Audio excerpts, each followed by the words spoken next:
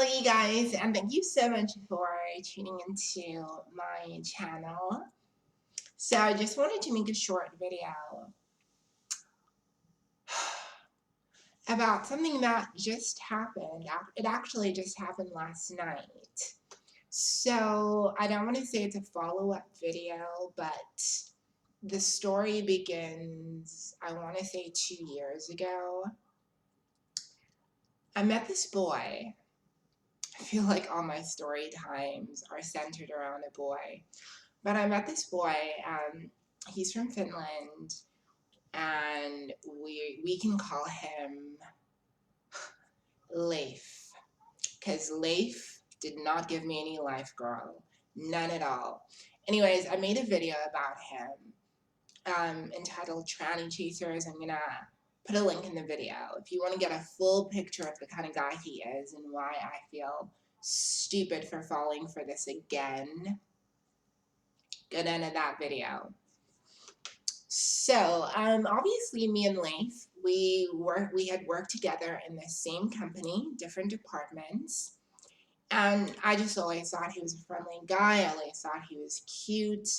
Um, just how sweet he was towards me. But I didn't like the fact that he was embarrassed of me, essentially. After we had hooked up, and this was like 2 years back, he made it a point to not be seen with me. Girl, I'll never forget when he asked me to leave.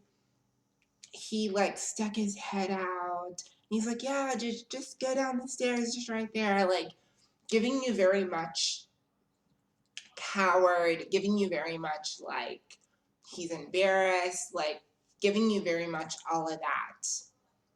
So I felt some type of way about this because, I mean, girl, like I didn't like snap. Like, if I can be openly trans, why can't you openly express your affection towards me? But you can do it privately. So I was just kind of like, nope, this boy is bad news. Now I leave the company where we worked, and me and Leif are not in contact for, I want to say, like 2019, 2020. Actually, yeah, no, we got back into contact again around September of 2020, September, sometime around then. So we get back into contact, and he's all like, oh, where are you living now? I miss hanging out with you. I miss partying with you.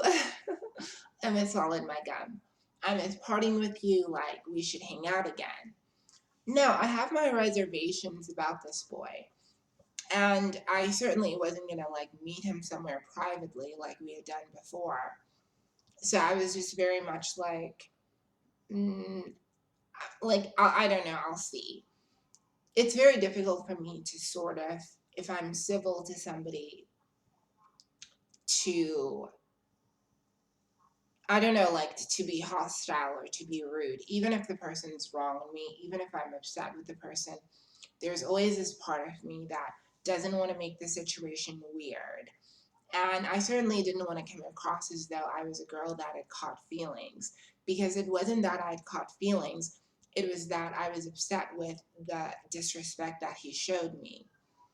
But we move on. So we're talking, and then he asked me, he keeps asking me, when can I see you? When can I see you? Girl, you know how they do. And then he's all like, can I take you out on a date? And I'm thinking, okay. So he wants to take me out on a date. Now, there's a part of me that will always believe in the human ability to change or to get better. Leif has taught me that change does not mean that you're actually progressing. Change could even be for the worse. You left him a snake and you came back and he was an even better snake. That does sometimes happen. And it's, before you give people too many second chances, what you need to understand is that what you're actually looking for is progress from this person, that this person has grown from who they were. Now, we all want to believe this of people and that people are able to change and get better, but it's not always the case, and we all need to be aware of this.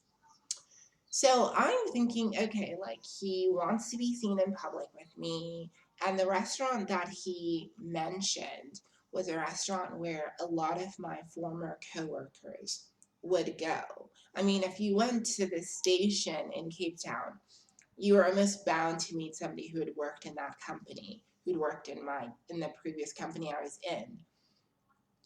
So we go, we're having a date, free food. And if you haven't seen somebody that you actually did genuinely get along with, the reason these DL guys mess us up is because despite the fact that they are negative, there's always something about them that makes you intrigued and that keeps you coming in for more. And girl, y'all know I love to talk, and he had some conversation for my ass. Like, oh my gosh, like we had this great conversation, and he was just openly affectionate, and I'm like, oh, look at you. Look at you. Look at you. Because we have to be honest. The men that date us don't do a good job on day one trans. They don't do a good job with the first transgender girl that they date. They often invalidate her. They often have a host of issues about their relationship that they're in, and all of these hang-ups about their attraction for you. And you being the first girl that this guy's dating, are you just taking all of this abuse from this man, and then he moves on 3, 4, 5 years later, and he's a better man, and he's owned up to his past mistakes, but he's moved on with another girl who's trans, and they're all happy. So there's always a part of me that thinks, people can get better. That this was not the case. This was not the case. That's not what happened in this story.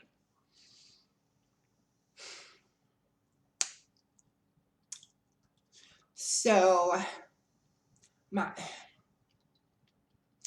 my stupid ass decides to go home with him. He lived in this apartment, like in the city, and he wanted to show me the apartment. He's like, come up, like let's have some drinks. So I'm like, cool. We go up. Girl, we had sex. You know damn well, you know what happened. You know it went down.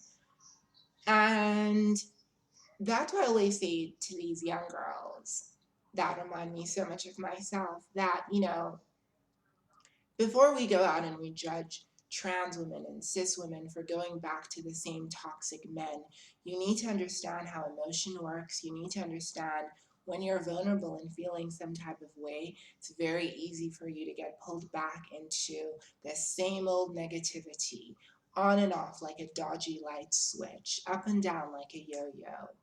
When you're in that fragile state, it's easy to fall back into these patterns.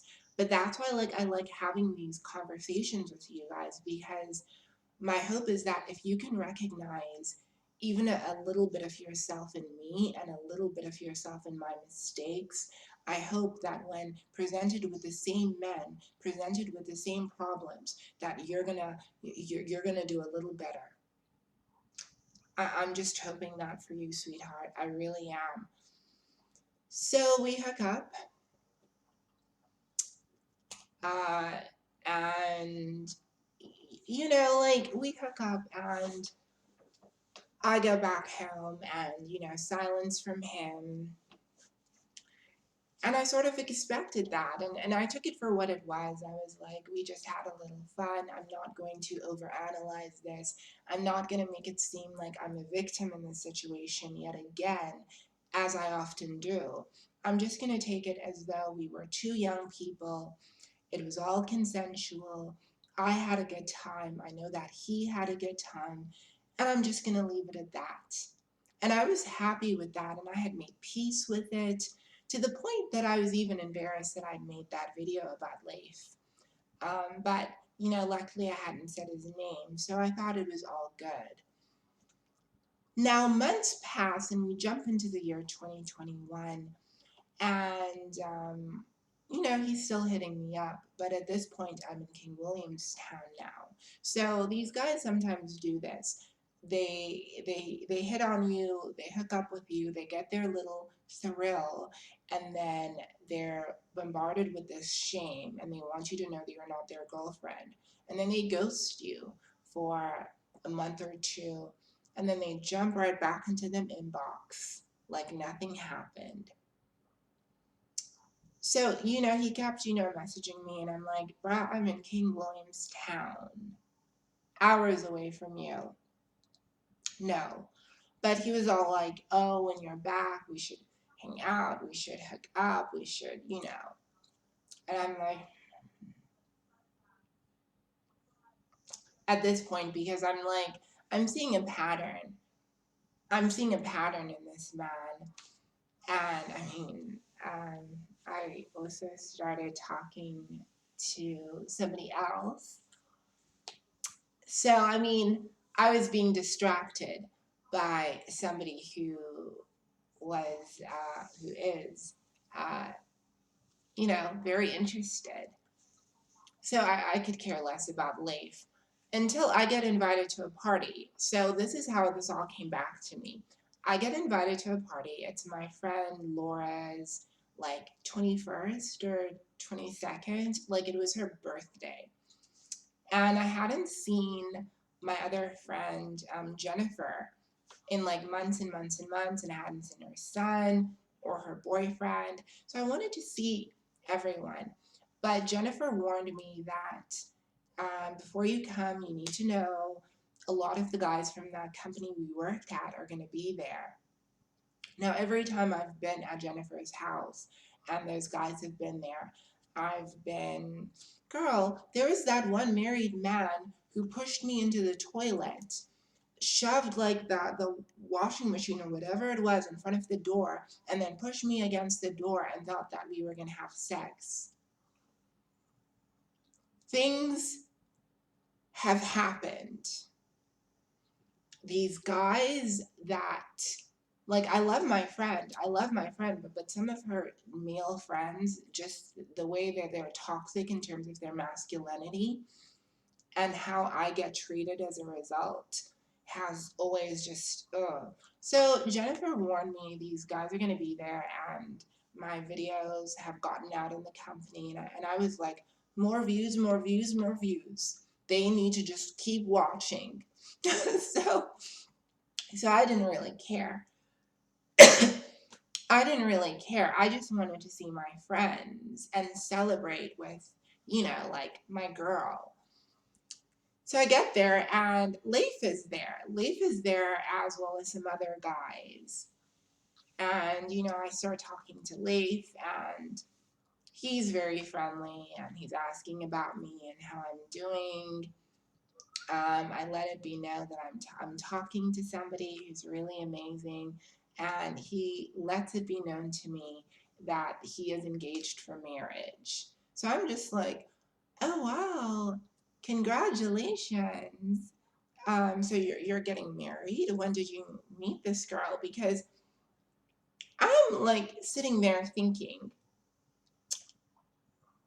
we had hooked up. Yeah, we hooked up and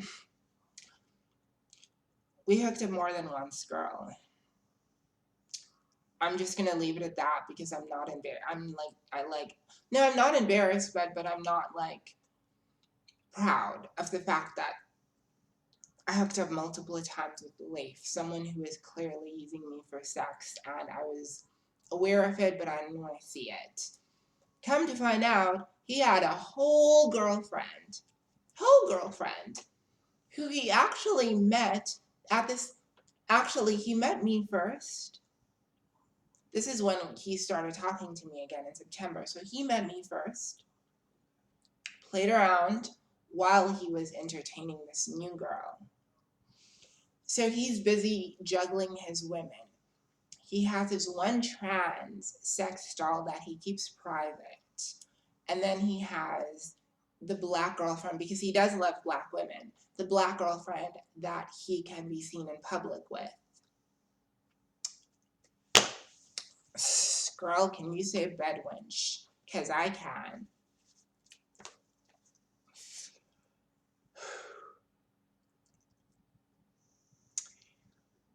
It's just when you say it back to yourself and you think, oh my gosh, he's not, the D wasn't even that good. He's not that cute. He doesn't treat me clearly with the respect that I deserve. But what annoyed me was, and I've been in this situation before where guys have met me first, and as much as they liked me because I was trans, they didn't want to be seen with me. They were very secretive about it. And it would always be on and off. And then a month later, they would go and look for a girl that could be my twin sister. It's happened to me time and time again. It's happened in college. It's happened at work. It keeps happening where guys, they'll always, I don't want to say always, but it feels like, like these cis girls that are very similar to me in looks and personality and all of these things, they get picked over me time and time again. And I understand that, a cis woman can give a cis man something that I cannot.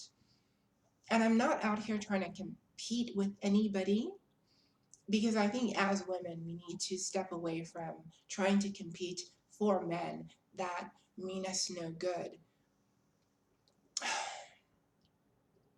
We need to start being wiser in the types of men that we choose, the types of men that we give our attention to. I understand, wanting connection, wanting to be with somebody and wanting somebody to romance you and to hold you and to rub that booty every now and again. Girl, I get it. Girl, I get it. We're grown. But let that be a man who is deserving of you, not just anyone that'll have you. And as trans women, as black women, I'm sorry to say, but we have this idea of lack, limitation, scarcity. So there's this real idea amongst us as trans women that the dating pool is small. And because the dating pool is small, and because so few men outwardly show that they're interested, I need to deal with this fool. And he knows that. And it's funny how these guys think that they have the upper hand. Trans women, I'll give you the US statistics, make up 0.6% of the population. Like the trans population makes up like under 1%, babe. Under 1%. And that 1% is divided between like trans men, trans women, anyone who identifies as that. There are more men, that the numbers are in our favor. So other people will make it seem as though nobody wants you. And then you'll find yourself in these situations with a whole life who's not giving you life, girl. I'm here to pull you out of it, sweetheart. And I hope I can pull myself out of it. Because I've made these mistakes, but every time I've made them, I learn from them. So yeah, he's getting married, this, that, and the other, and I was just like, all the best, all of the best. I send you nothing but love, peace, positivity, and I just wish both of you happiness in your journey. Um, this man choosing somebody else was God blessing me. The greatest blessing that could have come out of this is for me to not be saddled with someone that would carry me as their shame. Someone who would hide me. Let him go, girl. Let him go.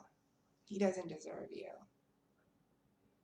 And you can do so much better. I love you so much, you guys. Thank you for listening to yet another video that was probably too emotional and too deep, and I was probably overanalyzing everything as I always do. But I hope you were able to get even one thing that was positive from the craziness that is my life. I love you. I'm here for you. And we're going to get out of this together. I know we will. All right, bye.